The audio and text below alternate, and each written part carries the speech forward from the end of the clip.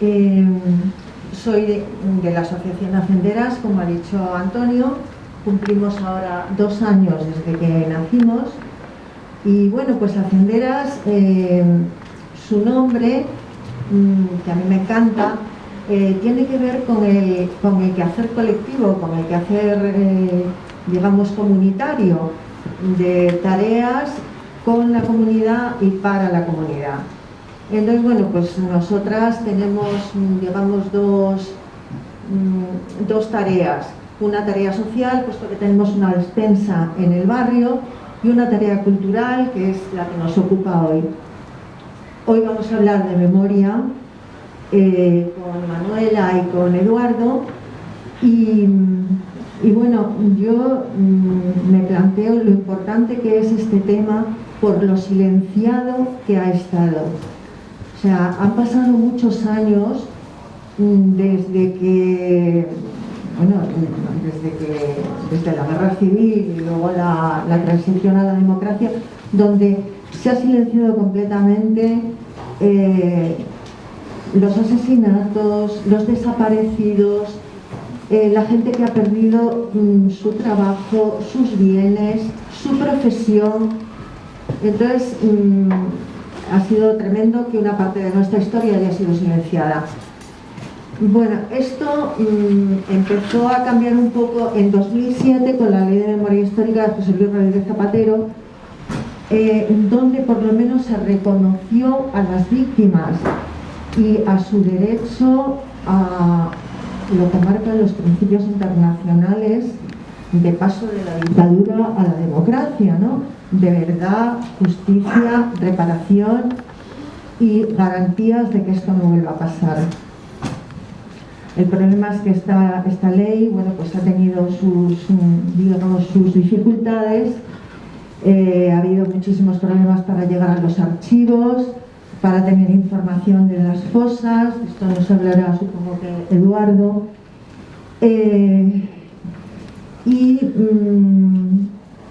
Claro, donde no hay información no se puede decir que hay verdad. En cuanto a la justicia, tenemos en 1977 la ley de la amnistía, que de alguna manera dio impunidad a los autores de los crímenes franquistas.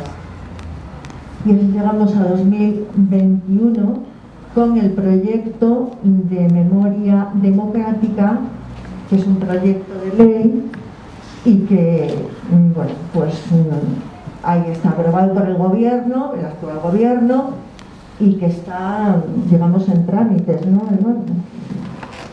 Bien, pues yo paso la palabra a Eduardo y a Manuela, os presento brevemente. Bien, Manuela Bergerot. Manuela, naciste en Argentina durante la dictadura militar. Es graduada en Información y Documentación, diplomada en Biblioteconomía, Archivos y Documentación por la Universidad Complutense de Madrid. Se especializa en políticas públicas de memoria histórica en Argentina y en España. Participó en investigación sobre los crímenes franquistas desde la querella argentina. Siempre se ha centrado en políticas públicas y, como antes decía mi compañero Antonio, para hablar de memoria histórica y de derechos humanos desde una perspectiva de género, desde una perspectiva feminista de género. Pues bienvenida, Manuela. Muchas gracias. Bueno, Eduardo Ranz es licenciado en Derecho y Empresariales por ICADE. Es doctor en Investigación en Medios de Comunicación por la Universidad Carlos III. Es especialista en procesos legales de memoria histórica. Eduardo logró la primera sentencia que autoriza el derecho de exhumación de personas, de muertos republicanos en el Valle de los Caídos. Ha conseguido muchísimas sentencias para retirar símbolos de exaltación del franquismo en calles y en plazas, símbolos o nombres. que todavía hay mucho por hacer en ese sentido. Trabajo con el juez Garzón en sacar a Franco del Valle de los Caídos, y en 2020 ha publicado un libro que se llama No matarás, memoria civil, donde Eduardo nos habla de todos estos, de la represión franquista, de todos estos procesos de exhumación y de la necesidad de reparación. Os dejo el micro. Muchísimas gracias por la invitación, por la presentación. Me siento en casa por muchos motivos. De hecho, cuando Antonio hablamos en Navidades me hablaba del Panteón, que estaba en Atocha y tal. Yo he vivido mis 30 primeros años de vida en esta calle, en distintos sitios. De hecho, tengo que preguntarlo, pero creo que hasta fui concebido en esta misma calle. Que ha conocido este barrio, el distrito. La primera charla que di sobre memoria, yo creo que fue en el año 2009, yo estudiaba Derecho, fue en esta misma casa, abajo en el Salón de Plenos, con otro compañero de la agrupación. Fui vocal vecino 4 años aquí en esta casa con Ana Román, creo recordar, y por parte del Partido Socialista, Ruth Porta. Y entre medias es menos conocido, pero conocí a Manuela era el motor de la querella argentina y organizaba los viajes a Buenos Aires, y tuve el honor de viajar con ella una de las veces al juzgado de Comodoro Pi a acompañar a las víctimas del franquismo a declarar, gente como persona Pusantic, tantas y tantas víctimas que Manuela hizo posible ese puente entre España y Argentina para estar en un juzgado que desde luego nos dieron bastantes lecciones en derechos humanos nuestros hermanos argentinos. Bueno, entrando en materia, Antonio.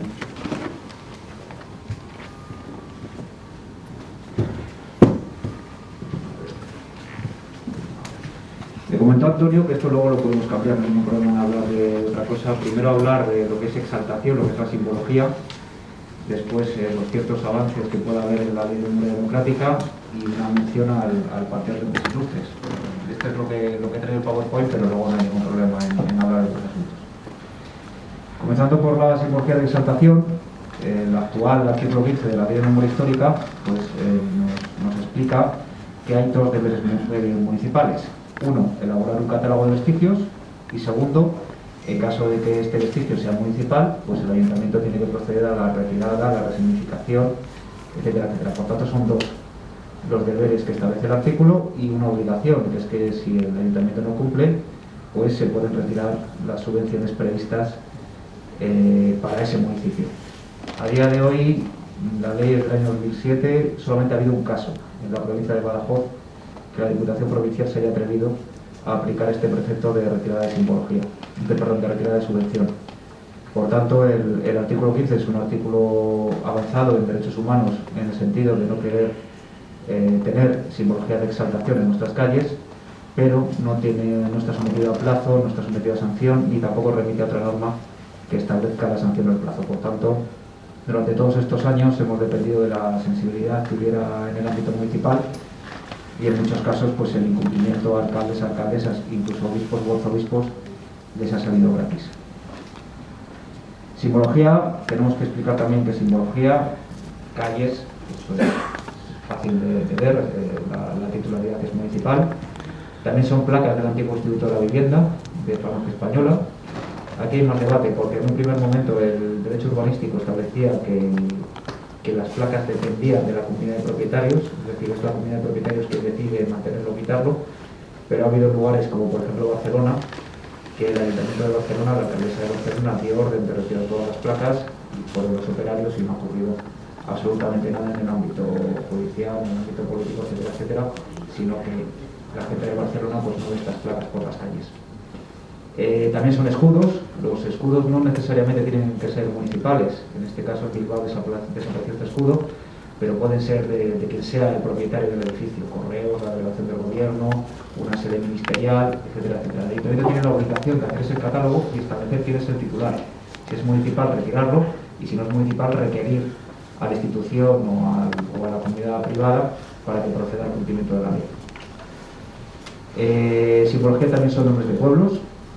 Teníamos 11 pueblos con denominación franquista.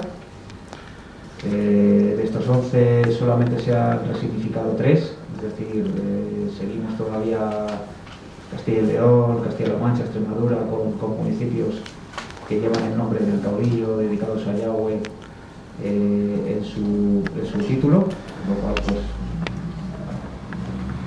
sería bastante discutible hasta qué punto el nombre del pueblo es o no simbología. Inicialmente no, pues son realmente los alcaldes que mantienen este apellido en su entidad local. Simbología también son escudos. Desde la Segunda República hasta el actual escudo constitucional, bueno, ha habido varios escudos, pero los podemos resumir en los que están en pantalla. Tuvimos un escudo desde la Guerra Civil hasta el año 77, que es el que pone una grande libre, se puede observar. Una grande libre, por aquí está puesto, y luego del año 77 al año 81 hubo una modificación del escudo. Actualmente el escudo español se rige por el Real Decreto del año 81 que establece cuál es el modelo oficial. Ese Real Decreto del año 81 establece 3 años para redefinir, para retirar todos los escudos de carácter franquista. Por tanto, cuando vemos un escudo preconstitucional, no se está vulnerando solo la ley de memoria histórica, sino también se está vulnerando el Real Decreto por el cual se hace oficial el escudo de España. Y esto se está vulnerando desde el año 81, sumando estos 3 años desde el año 84. ¿Qué ocurrió del año 77 al año 81? Podemos decir que tenemos aquí un escudo franquista hasta el año 77, y del 77 al 81 pues tenemos el escudo, digamos, entre comillas, preconstitucional. ¿Qué ocurrió del año 77 al año 81? Que se aprobó la Constitución Española. La Constitución Española ahora la se imprimen con el escudo constitucional, pero se aprueba con este escudo. Por tanto, hemos tenido el escudo constitucional, el escudo franquista y el escudo preconstitucional. Y luego tenemos el escudo oficial de la bandera de España, que es el que conocemos actualmente dentro del rojo igualdad. Simbología de lugares religiosos. Tenemos las cruces de los caídos en distintas ciudades en España. Tenemos caídos por Dios y por España. En muchas placas de muchos pueblos se pueden ver iglesias todavía que pone José Antonio presentes y los nombres de los caídos. Hay una jurisprudencia al respecto que establece que caídos por Dios y por España, José Antonio presentes, Falange Española, etcétera, etcétera, ex simbología de exaltación, por tanto debe ser retirada, aunque sea en una pared religiosa, canónica. Sí es cierto que la sentencia establece una cierta excepción con los nombres, que establece que el recuerdo privado pues sí puede ser objeto de cumplimiento de la ley de memoria histórica. Pero el caso es que caídos por Dios y por España, etcétera, etcétera, debe ser retirado por una cuestión procesal. Tenemos también la sepultura de Queipo de Llano. Teníamos la sepultura de Francisco Franco en el Valle de los Caídos, que todavía está José Antonio Primo de Rivera. Estos preceptos vulneran el derecho canónico. El derecho canónico establece que solamente pueden estar enterrados en las basílicas obispos, arzobispos y el romano pontífice, el Papa. Y por lo menos que sepamos que Queipo de Llano y José Antonio pues no son, al menos de manera conocida, no han sido obispos, arzobispos ni romanos pontífices. Por tanto, no solo se está vulnerando el derecho establecido de la ley de memoria, sino también el propio derecho canónico. Simbología también son honores y distinciones, es decir, cuando vemos esta escala en el periódico dedicada a Otera Molina, que falangista, cabo honorario de la Legión, medalla de oro, hijo predilecto de Málaga, en fin, un sinfín de reconocimientos, pues ese tipo de reconocimientos deben de ser retirados por quien los otorgó. Es verdad que hay instituciones que otorgaron este tipo de reconocimientos que ahora no existen, con lo que habría que buscar su equivalente, pero cuando hablamos de medallas de oro, hijos predilectos, etcétera, etcétera, pues es el ayuntamiento el que lo establece. Por tanto, habría que celebrar un pleno para dejar sin efecto. Primero porque los efectos existen en términos civiles mientras haya vida, y en segundo lugar, y mucho más importante, esos honores y distinciones pues vulneran el artículo 15 de la ley de memoria histórica, porque también son elementos de exaltación de guerra civil y dictadura, enaltecer o al dictador o a conocidos miembros de su gobierno o de su ejército. Pero no queda ahí la cosa, también tenemos clubes de fútbol. En el caso de Madrid tenemos el Club Deportivo Colonia Moscardó, En 2018 pues yo mismo presenté también, entre tantas acciones de simbología, etcétera, etcétera, una queja, una denuncia por incitación al odio. Y bueno, pues por parte del Ayuntamiento de Madrid pues tampoco se ha todavía requerido un club deportivo. En este caso, el Club Deportivo Colonia Moscardó es un club que recibe subvenciones, con lo cual ya estamos hablando de dinero público que debería ser retirado, y debería ser retirado porque está dedicado a un general o conocido, un general franquista. Esto vulnera el artículo 15 de la ley de memoria. Puede haber recuerdo privado, que ya estaríamos discutiendo si un club de fútbol en el cual entrenan chavales que pertenecen a colegios, institutos, etcétera, etcétera, es privado o es público, podríamos discutirlo, pero lo que sí es indiscutible es que reciben dinero público. Por tanto, en tanto en cuanto que esté dedicado a un general franquista, esas subvenciones deberían estar en suspenso. Esto también ocurrió en otro club en Sevilla, en fin. Pero bueno, por desgracia el Ayuntamiento no, pues como otras veces ha hecho más uso de los casos en esta materia. Pero no queda aquí la cosa, nos vamos a Filipinas, ámbito internacional.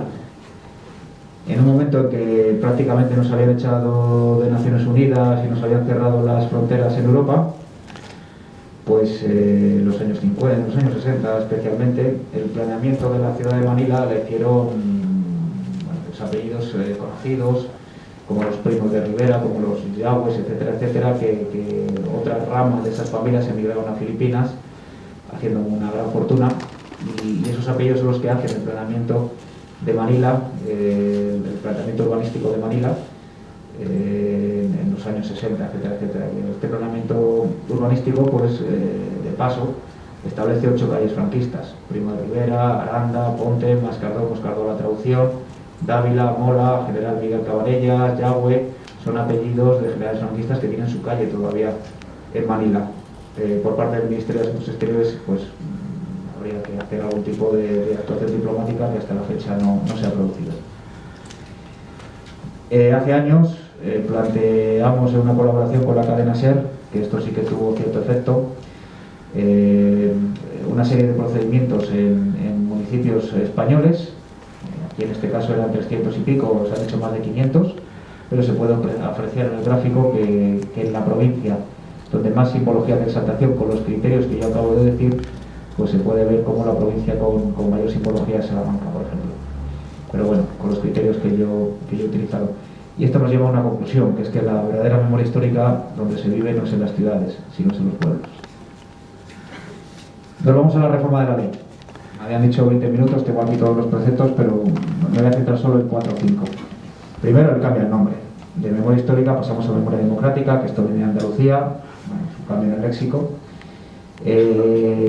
La creación de un censo estatal de víctimas de guerra y dictadura, que a estas alturas todavía no está formalizado. Hay un avance con un papel activo de las mujeres que lucharon por recuperar la democracia, la libertad, la Administración General del Estado. Lo dice Pablo de Grace en su informe, que es la privatización de las fosas, es decir, son las familias las que tienen que constituir una asociación, hablar con los forenses, etcétera, es decir, buscarse la vida. Y por primera vez hay un concepto amplio de víctima en el cual el Estado asume su responsabilidad a la hora de realizar las exhumaciones, es decir, dinero público. Hasta entonces no se había procedido exactamente así, sino a través de subvenciones, lo cual esto es un avance importante. También otro avance importante es la creación de una fiscal de sala en derechos humanos y memoria democrática. Es importante una fiscalía que pueda investigar. Las fiscalías siempre van a tener mejores medios que las acusaciones, que es lo que podemos hacer los abogados, denuncias, querellas, etcétera, etcétera, pero las fiscalías van a llegar siempre más lejos y pueden dar un apoyo superior a las familias y sobre todo plantear la apertura de los procesos judiciales a los jueces y no estar como siempre con las causas de archivo, que son la prescripción, la caducidad, la falta de enjuiciamiento al culpable, la seguridad jurídica, en fin. Hay 7 u 8 causas de archivo, todo el mundo piensa en la ley de amnistía, no es del todo cierto. Es verdad que la ley de amnistía es una causa de archivo, pero hay 6 o 7 causas más. Por tanto, aunque se derogase o modificase la ley de amnistía, todavía habría que superar 6 o 7 causas más que seguramente con una Fiscalía de Derechos Humanos y Memoria Democrática pues podría ayudar a que esos 6 o 7 impedimentos pues no formaran parte de la instrucción penal. Otro avance yo creo que es el tema del exilio en cuanto a la adquisición de la nacionalidad española. Esto nos quiere decir que en su momento ya había hijos de exiliados, nietos de exiliados que tuvieron nacionalidad española del año 2007 al año 2009. La ley original lo prevé, pero lo limitó a esos 2 años y con este precepto pues sería extensible a los hijos de esa época, digamos, a los que sufrieron el exilio. Es verdad que hay un exilio por cada exiliado, pero el concepto de exilio tuvo mucho que ver en la recuperación de la democracia en España. Ese cambio de planteamiento desde fuera, esa evolución intelectual, digamos, esa idea de tenemos que alejarnos de la República para que haya democracia en España, pues en muchos casos nos viene de fuera, nos viene del exilio. Finalidad pedagógica fundamental, que se conozca lo ocurrido, tanto en alumnos, en colegios, en institutos, en universidades, pero también en funcionarios. También que sea un tema de oposición lo relacionado con la memoria histórica. Bueno, aquí hay más temas de los que podemos hablar, pero por dejar el cierre del tema de memoria, actualmente el texto, la última información se aprobó en el Consejo de Ministros el día 21 de julio del 2021 y desde entonces se encuentra en el Congreso actualmente en fase de ponencia, es decir, ahí hay un cierto atasco, por decirlo piadosamente, sobre cómo está la ley de memoria. Y yo creo que después de lo de ayer vamos a tardar en tener otra votación en el Congreso de los Diputados. Pero bueno, el caso es que estamos ahí como tantas veces, en un paréntesis de quien no comprende que tiempo es lo que no tenemos. Nos vamos al Panteón de Hombres Ilustres y ya termino. Depende del Patrimonio Nacional, es decir, es importante aquí el Ayuntamiento, pero la titularidad es del Patrimonio Nacional, ¿no? En el año 92 se establece que es bien de interés cultural junto a la Torre de la Basílica de Nuestra Señora de Atocha, por Real Decreto. Está prevista, efectivamente, como ha dicho Antonio, la modificación del nombre del pabellón conforme al lenguaje inclusivo para llamarse Panteón de España. Está todavía no en su denominación, pero bueno, cuando se apruebe la ley se procederá al cambio. Lo que he podido conversar con la Secretaría de Estado de Memoria es que tiene una idea de revitalizar el pabellón, el panteón, y tienen ahí un cierto proyecto de entre comillas, darle vidilla, ¿no? Y todo ello, pues la finalidad es mantener ese recuerdo, esa proyección de tantos representantes en la historia de España. Y nada más, y muchísimas gracias.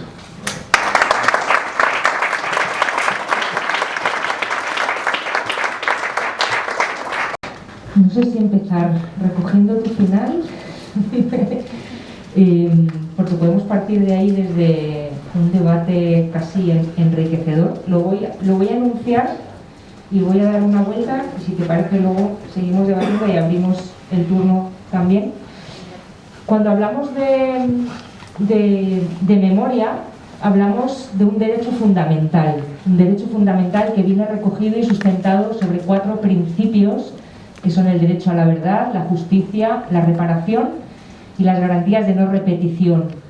El Consejo de Derechos Humanos de Naciones Unidas articula desde hace años todos estos pilares para que los gobiernos no puedan elegir solo uno como si fueran cromos, sino que articulen unas políticas que garanticen todos ellos y por lo tanto podamos construir una cultura de los derechos humanos frente a la cultura de la impunidad en la que hemos crecido varias generaciones en este país. Como decía, para abrir un debate interesante sobre lo que plantean del Panteón de Hombres Ilustres, nosotras, una de las enmiendas que hemos presentado para enriquecer esa ley de memoria democrática que apoyamos, esperamos con esas enmiendas y que esperamos que pueda avanzar su trámite en el Congreso, por nuestra parte todo el apoyo y siempre el diálogo y tendiendo y abriendo y tendiendo puentes además con las víctimas, con los familiares, con las asociaciones, porque la construcción de memoria es un diálogo y debe ser plural y debe ser atravesado por muchas disciplinas, y así lo he entendido siempre, desde que a lo mejor mi formación académica, pueden corroborar los profesores míos que hay aquí hoy, para incorporar la perspectiva de la memoria, por ejemplo, en los archivos.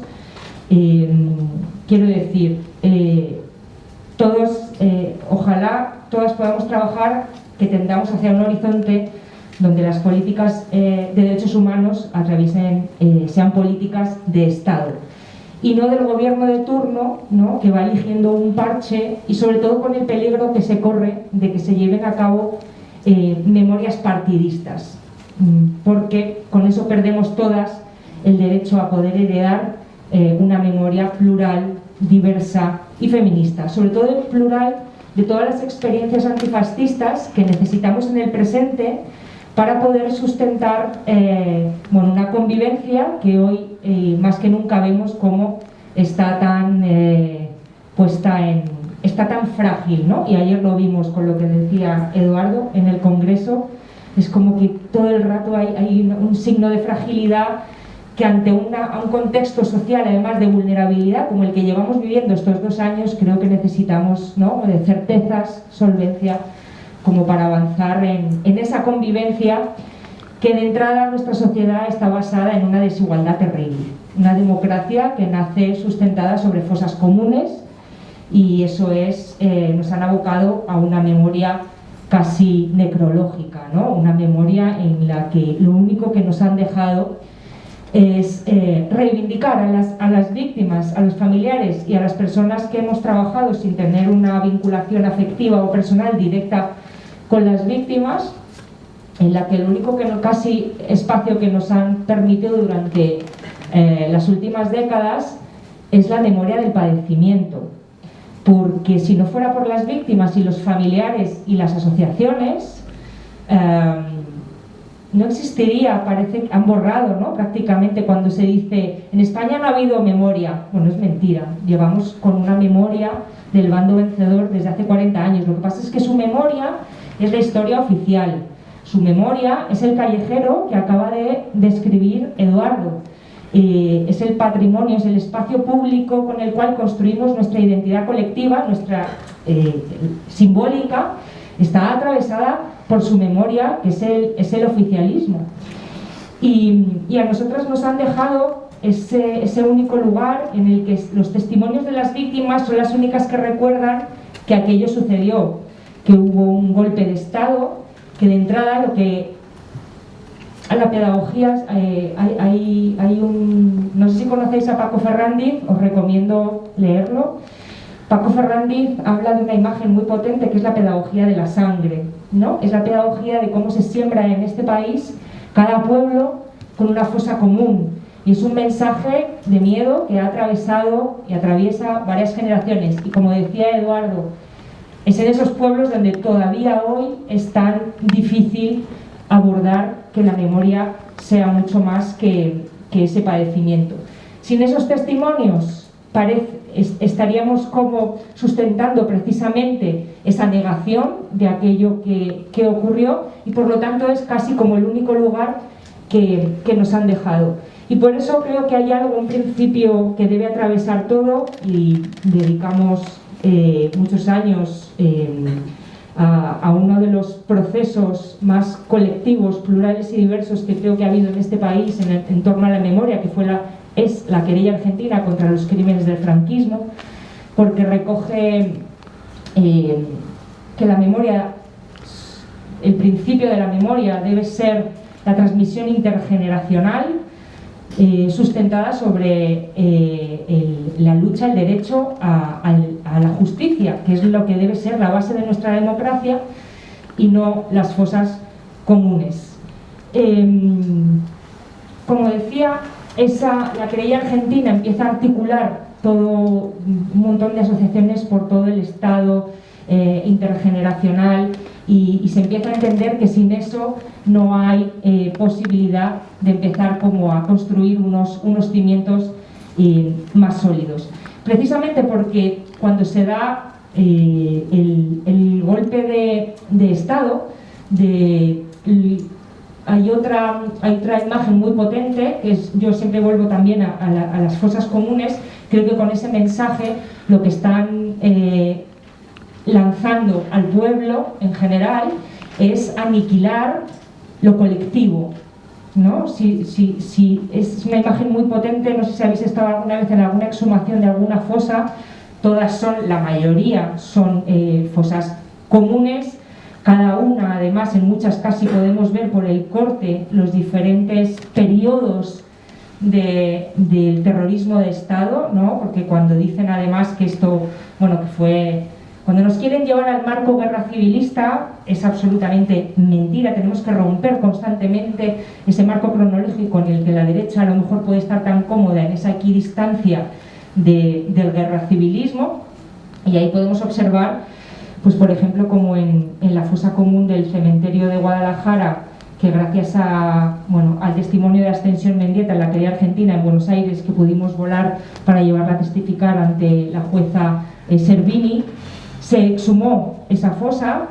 Ella pudo enterrar a su padre, pero ahí demostró lo que tiene también la lucha en la memoria.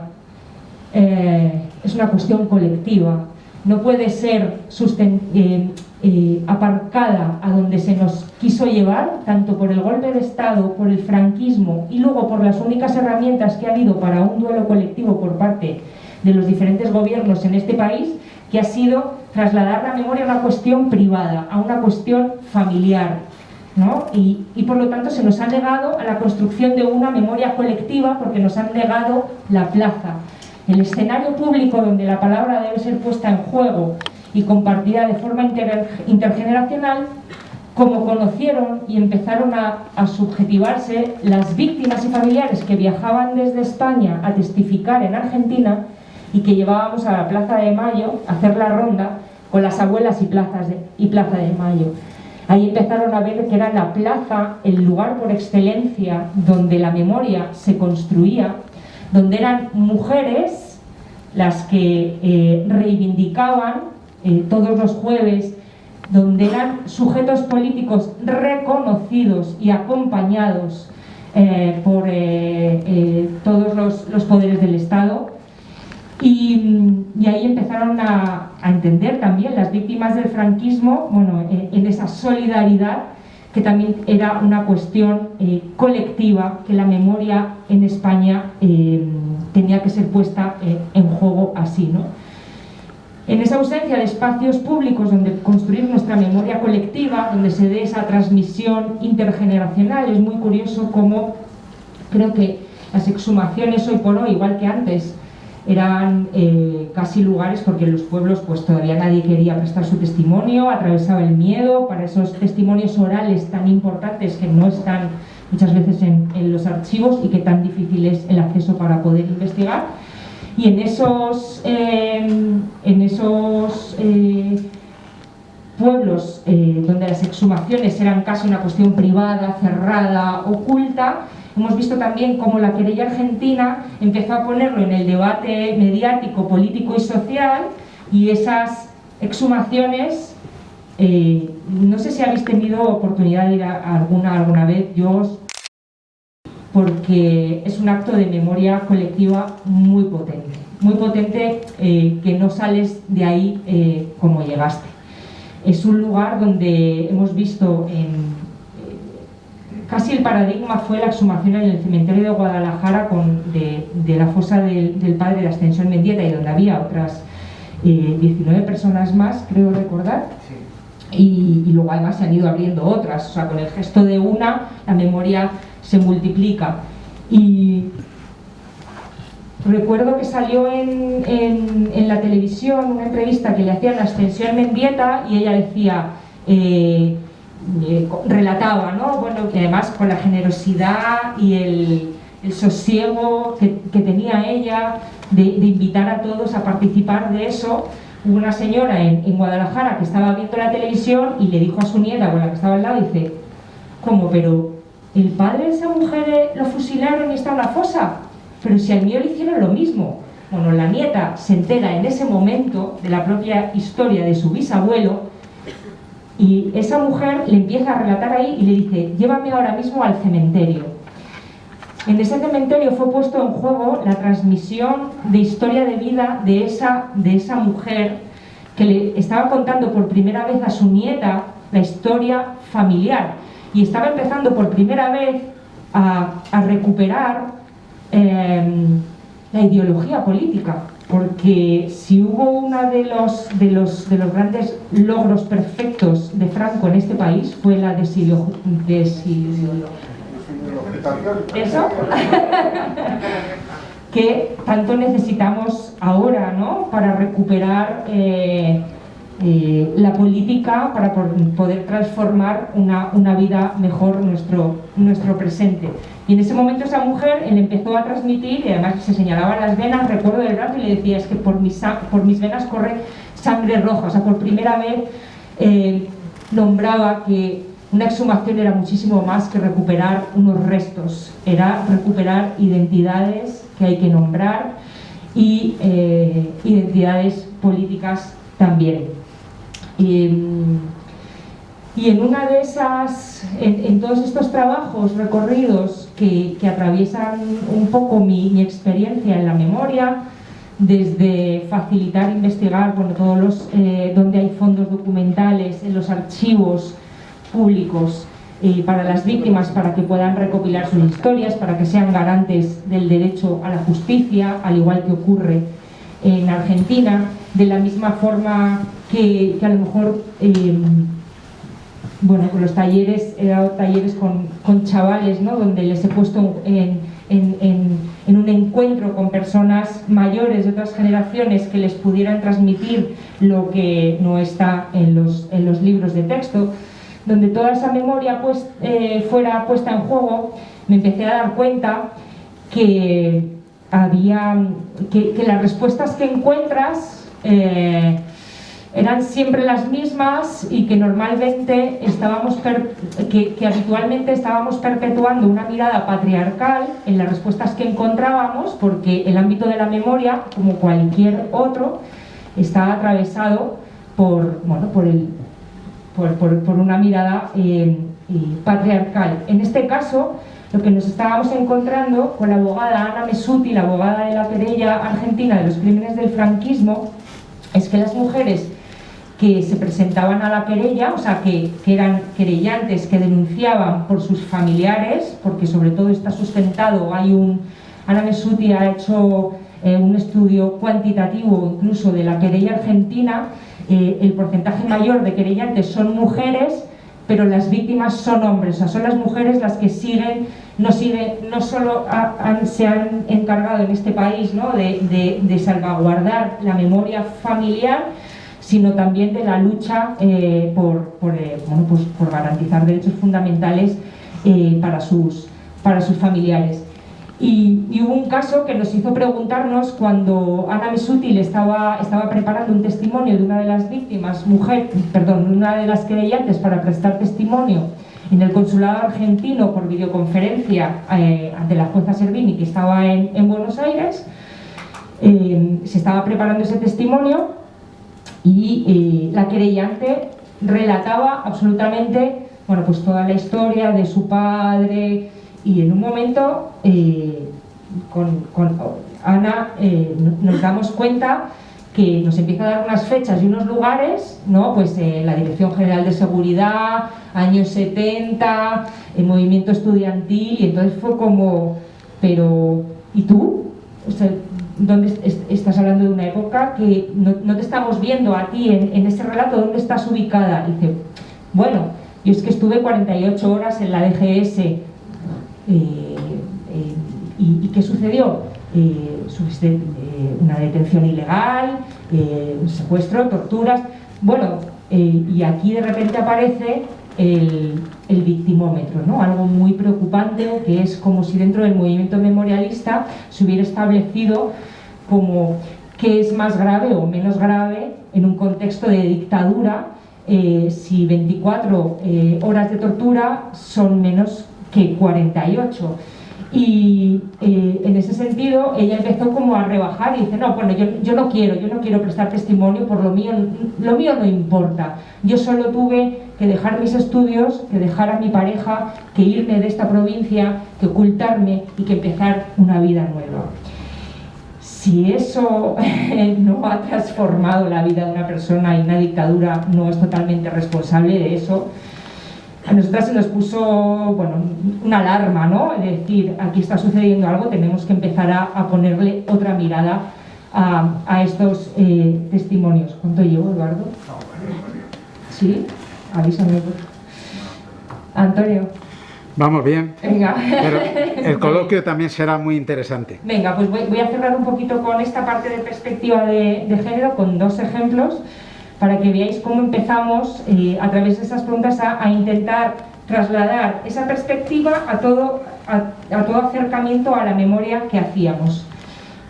Como sabéis, la monumentalización de las fosas es casi como un acto colectivo, de reparación colectiva, que si lo hace una institución, es la institución la que está hablando además a la ciudadanía y está mostrando, ¿no?, su respaldo a los derechos humanos, y no como hace, por ejemplo, el Ayuntamiento de Madrid aquí, que lo primero que hizo fue cerrar la oficina de memoria democrática, con lo cual fue un mensaje clarísimo de lo que se nos venía. En esa monumentalización es un acto de memoria colectiva muy importante, en el que recuperamos las identidades, en las que se involucra, si hay familiares, al entorno, y en el que, sobre todo, lo que nos permite esos actos es recuperar los valores por los cuales esas personas sufrieron violaciones de derechos humanos, porque se nos ha impedido, con este cortocircuito de la memoria que hemos tenido, de la memoria democrática, heredar precisamente historias de vida, historias de compromiso y militancia que nos perpetúan a comenzar una y otra vez desde cero, ¿no? Sobre todo a las mujeres, en el que parece que tenemos que estar organizándonos y movilizando desde cero. Se nos ha impedido heredar esas genealogías que nos preceden en derechos y libertades para todas.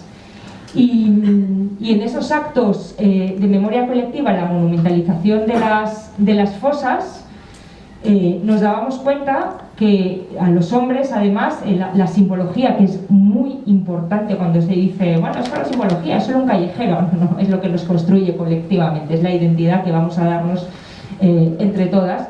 A los hombres se los recuperaba con todo su compromiso político, sujetos políticos.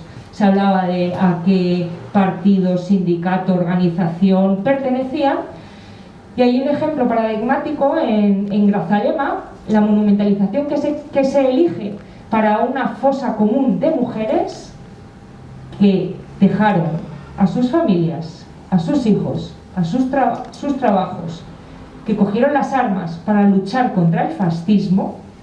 Las recuperamos en el presente con corazones. Quiero decir, esas mujeres encorsetadas únicamente en el ámbito de lo afectivo, de los cuidados, que se los recupera en el presente, porque la memoria es una pregunta que nos hacemos en cada presente y por lo tanto se actualiza constantemente. Nos estamos diciendo, con esa respuesta que nos estamos dando con corazones, les estamos quitando toda su agencia política que tuvieron en ese momento. Y así con todas, y sobre todo la desigualdad que se sigue generando respecto a los hombres. Pero es que además eso perpetúa casi el ideario franquista, ¿no? Que fueron asesinadas, fusiladas, humilladas, vejadas, todas las violencias que sufrieron por ser mujeres y además por estar comprometidas políticamente. Y casi como que con esa recuperación de la memoria lo que estamos haciendo es perpetuar eso. Pero también lo hizo incluso el bando republicano, el ejército republicano, perdón. En la República se asentaron los principios de una sociedad igualitaria, pero desgraciadamente el golpe impidió que siguiéramos avanzando en esos principios. El ejército republicano, para llamar a que se alistaran al ejército, hacía carteles con mujeres bellas, jóvenes, intuías que solteras, sí, claro, si lo veías así por la imagen que representaba, quiero decir, ¿no? La mujer siempre como desposeída de su agencia política y trasladada a un arquetipo. Y esta imagen se ve muy bien, por ejemplo, en cada 5 de agosto, como sabéis, es el aniversario del fusilamiento de las conocidas como las 13 rosas. Bueno, este ejemplo yo siempre se lo cuento a los chavales y las chavalas en los talleres que damos, porque es muy útil para ver las narrativas mediáticas que se hacen de la memoria, en concreto con las 13 rosas. Es muy significativo, porque para recuperarlas lo primero que se hace es, se dice la frase, ¿no?, que dijo Conesa, que mi nombre no se borre de la historia, no solo, primero, sus nombres todavía no han sido inscritos en la historia. La memoria no es lo mismo que la historia. Todavía nos queda mucho para que estén inscritas en la historia. Pero para inscribirlas en la historia con lo que fueron, no como un inventario de las violencias sufridas. Porque cuando yo les pregunto a los chicos y a las chicas quiénes fueron las 13 rosas, quien lo sabe, lo que me puede transmitir es lo que ha recogido esas narrativas mediáticas de las redes sociales, que fueron detenidas, encarceladas, violadas, humilladas y asesinadas, fusiladas y enterradas en el cementerio de Almudena. Esas mujeres estuvieron organizadas, movilizadas, lucharon contra el fascismo y lo único que nos permiten heredar de ellas es la memoria del padecimiento. Tanto que hoy necesitamos todo lo contrario, o sea, recuperarnos en lo colectivo, en el poder que tiene organizarnos colectivamente y a nosotras tener en el espacio público, en la esfera pública, en el callejero, en las instituciones, poder sentir que las calles nos nombran y que tenemos voz como lo que tal cual deseemos nosotras querer ser nombradas, y no solo como víctimas. Y por último, esas 13 rosas en esas redes sociales son recuperadas sus verdaderas identidades son suplantadas por un fotograma de la película de las 13 rosas. No recordamos sus nombres, no recordamos sus historias de vida, militancia y compromiso, y además las sustituimos por actrices jóvenes y bellas, ficción. ¿Por qué está normalizado que nos recuperemos así a nosotras mismas bajo una ficción? ¿Lo haríamos Puig-Antich con la imagen del actor Daniel Brühl de la película homónima? Yo no sé si habéis visto esa película, os la recomiendo porque es buenísima y además trata de un periodo que a mí es el que más me fascina para tratar todas las políticas públicas de memoria, que es el tardofranquismo, que es con el que más debemos conectar ahora. Creo, y sobre todo porque son las víctimas ahora más también vivas, que pueden dar testimonio de todo lo ocurrido. ¿Qué ocurriría? Nos diría que estamos falseando la historia. O sea, sería algo, ¿no? Y ese círculo casi perverso, ¿no?, que nos lleva casi a la República, cuando se alistaban con carteles de mujeres bellas, luego las recuperamos también con mujeres de ficción. Mientras la memoria no sea una política de Estado que garantice una memoria plural, diversa y feminista, no obtendremos todas las herramientas para construir una convivencia en igualdad en el presente. Y cierro con lo que decía al principio. No pueden ser memorias partidistas, en tanto que si no vamos a perder incluso la memoria popular, la memoria del pueblo, y experiencias antifascistas como hubo tan potentes como la anarquista, porque van llegando, ¿no?, partidos a los gobiernos, pero hay una experiencia en este país del movimiento libertario maravillosa, que el movimiento de las mujeres anarquistas, para mí, ojalá pudiéramos aprenderlo en los institutos, porque eran bueno, unos avances que ojalá hoy pudiéramos recuperarlos. Y cierro el círculo virtuoso con lo de el Panteón. La enmienda que nosotras hemos presentado a esa propuesta en la ley de memoria democrática, creo que solo hemos presentado, como sabéis, hay enmiendas de adición, de modificación o de supresión. Nosotras hemos pedido que se suprima. Porque creemos que no responde a la memoria, esa actualidad se actualiza en cada presente y tiene que haber prioridades, y ahora mismo eso no nos aporta valores que tanto necesitamos basados en los derechos humanos, en la convivencia y en la igualdad. Suprimimos esa y aportamos un montón de otras medidas, como son la memoria del pueblo saharaui, que tanto necesitamos para que en el presente sean reconocidos con todos sus derechos, y sobre todo haciendo hincapié en la memoria feminista. No sé si me he enrollado muchísimo, pero bueno, si queréis ahora continuamos, porque la memoria debe ser un diálogo, así que por favor yo os invito a que nos machaquéis con preguntas.